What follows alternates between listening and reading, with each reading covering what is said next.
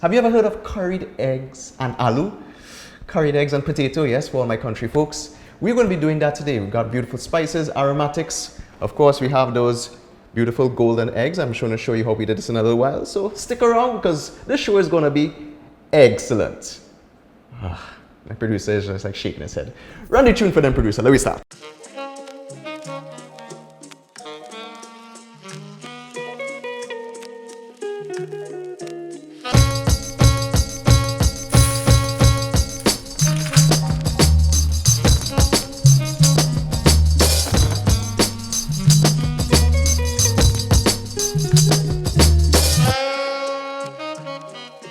Alright, so here we are, curried eggs and aloo. Yes, strange, but trust me, you're gonna love it, it's delicious. And it feeds the family very well for economical means. So let's get started with this. Iron pot on the stove, I'm gonna add about 2.5 tablespoons of vegetable oil. This dish is very sentimental to me because it's something that I grew up with. My aunt, my grandmother used to make it, especially in the countryside, where you have a lot of chickens and obviously a lot of eggs coming out too. You would curry things like chicken, goat, beef, whatever the case may be, but curried eggs became very popular, especially on that side, on the countryside, where you could take the eggs, boil them, and fry them. And that's exactly what we did today. I boiled some eggs earlier on, and apart from just boiling them, when they cool down, I fried them or deep fry them in vegetable oil until you get this beautiful crust and exterior. And that's going to add a lot of attraction to our curry dish, especially for that sauce to absorb in that beautiful rough top. So let's get started on this. So our oil is heated. Of course, we're making curry. We need some spices inside here to flavor the pot. We're going to add a little bit of cumin seeds and mustard seeds inside here. Immediately, you start to hear them pop, and that's very important. That means that they're exuding flavor. Yeah, there we go. Real cooking here. Methi seeds inside there. Methi gives a nice earthy flavor, especially when you're doing curries. Toast that up. And of course, real herbs. No green seasoning that is in the bottle, the fresh stuff. So we're going to go in some ginger, some onions. We're going to go in with some garlic. Now I slice my garlic. I like it in slivers because I like to taste it and bite into it. Some chives, some celery, and some shadow benny and podina mixed together. Now podina, Spanish thyme. That is pretty much this herb that we have growing wild inside of our flower troughs, in the backyard. Very good, especially for making curry. So I want to mix it up now. Another herb that is very popular, especially when making curry, is carapille leaf or the curry leaf. I want to take about 2 or 3 or 4 leaves inside there and mix it up like that. Now you want to let this go for about 2.5 minutes until it cooks down and it becomes a bit translucent. Curry powder, jeera, or we known as cumin powder. And all these herbs, spices in fact, actually add depth to making a quintessential curry. Coriander, that's ground coriander. I toasted them before. And turmeric, very important for that color. And when you mix that up now, you want to toast these spices. Again, they are dormant inside of the packages there when we buy them in the supermarket. So by toasting them up, we bring out a lot of flavor inside there. Now don't be scared if you see these fumes coming up from the pot. That's very important. That's the whole parching aspect of toasting spices. You're bringing their flavor out. Smoosh it to the bottom of the pan. Allow those granules to break apart and become brittle. Very important. So that when we add the water or the liquid later on, it's gonna really dissolve well. Ideally, you want to do this for about 1.5 minutes to 2 minutes and keep on stirring it. Now, time to dissolve those granules of spices. We add a little bit of water. So I'm going to go in with about 1/2 cup to 3/4 cup.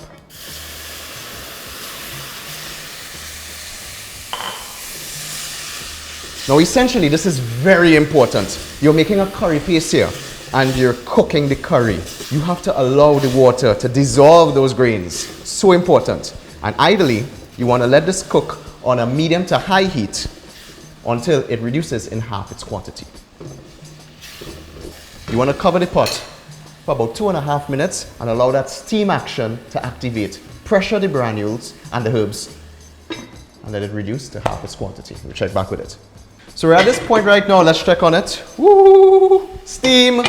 Nice. And as you can see, it has reduced. It's gotten thick. This is essentially a curry paste when you really think about it. We've added that water earlier on, and it has reduced considerably. So that paste is intense now. It's ready for jamming. We're going to jam it with some good potato or aloo. I have here about 8 ounces of potatoes. These are raw potatoes that I just diced up. And essentially, I'm just going to mix it up nicely in our curry paste. And that's very important that we added that turmeric and all those spices earlier on, because immediately the potatoes are going to take that color and it's going to see that great yellow pigmentation, which is very popular when making curry, and that's very important. I mean, look how beautiful that is. It has character already. You can see all the herbs inside there. You see the curry leaf, the ginger, the garlic, the onions, the chives, the celery, all those spices, the mustard seeds, the jeera, the coriander. And that's flavor, baby, and that's exactly what we want. Let's get about 2 cups of water. And you want to mix it up like that.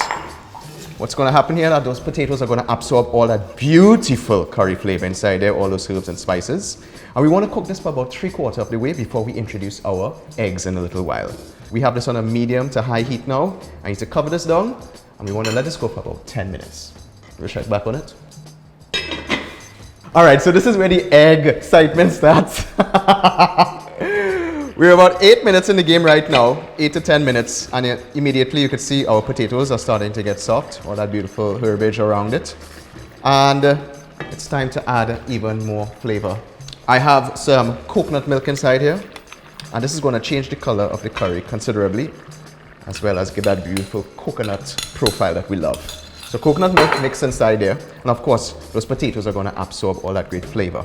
Mix it up just like that. And what I did earlier on is I took my eggs and just used the tip of a paring knife, and I just gently inserted just the tip of it, just to give it a little prick, and I insert it inside here. Now, this skin is very important because the sauce gets absorbed into the skin. If I were to just use boiled eggs and just put them in, the sauce will just run off the smooth exterior. But by creating this nice rough top, it gives the eggs character, appearance, finish, and of course, it gives a beautiful textural sensation when you put it into the sauce. So you add it just inside of there. Again, eggs and aloo, eggs and potato. Mix that up nicely inside there. Now, I mean, this is something that I grew up eating, feed a big family with it. Eggs aren't that expensive as compared to meat, and especially if you have a farm at home, and you get fresh eggs. So you could do curried eggs and aloo. You could eat this with rice. You could eat this with roti. Goes very well. I know people sometimes put dried shrimp inside here, or even salted fish, just to give it a little more flavor. And all those things work very well. And immediately you could see it has this beautiful golden color. And that's amazing. Even in India they do this, but they call it egg masala curry. So it's beautiful to have a great adaptation of it here in Trinidad and Tobago. I'm going to add some tomatoes inside there. I like how tomatoes become complex when you add them into curry. They cook down, they add texture, as well as a great measure of bold flavor. And this is where we add a lot of flavor now. Some salt, some black pepper, because again, eggs are protein and they need some seasoning. So you have a fully functional dish here already. Protein from your eggs, the starch from your potatoes, and whatever you're eating it with. And of course, you need to add back a little bit of fresh seasoning at the end, just to bolster the flavor and bring in that screaming Caribbean vibe into it. Well, essentially, when I mix this up now, immediately you see it adds character. Everything is beautiful. Woo! The esteemed steam of a curry. Curried egg and aloo, that is. As you can see now, our sauce has reduced a little bit. And that's good. And I like my curry with a little bit of sauce inside it. I mean, you want to suck up some rice with it, some roti with it. And our potatoes are cooked. Our eggs have absorbed that beautiful coconut curry flavor. And the beauty about this curry sauce is that it has character. You're seeing all the herbage inside there, so you know it's going to have a lot of flavor. So at this point in time, I need to just taste it because I need to ensure that the flavors are on point for salt and black pepper.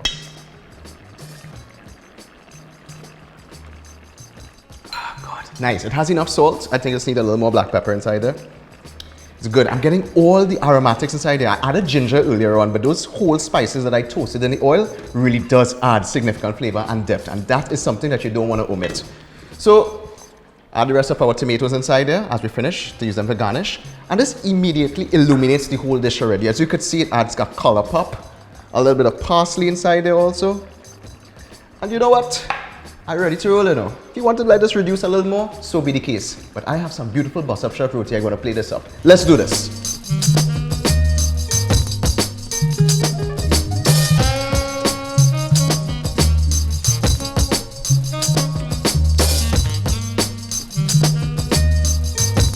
And that's it, you know, ladies and gentlemen. That's our curried eggs and aloo. Of course, some bus-up short roti to the side. You can have it with rice also, but this is a childhood favorite of mine.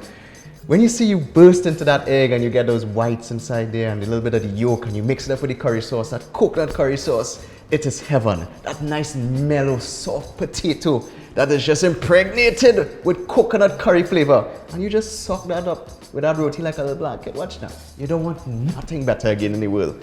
This here is golden.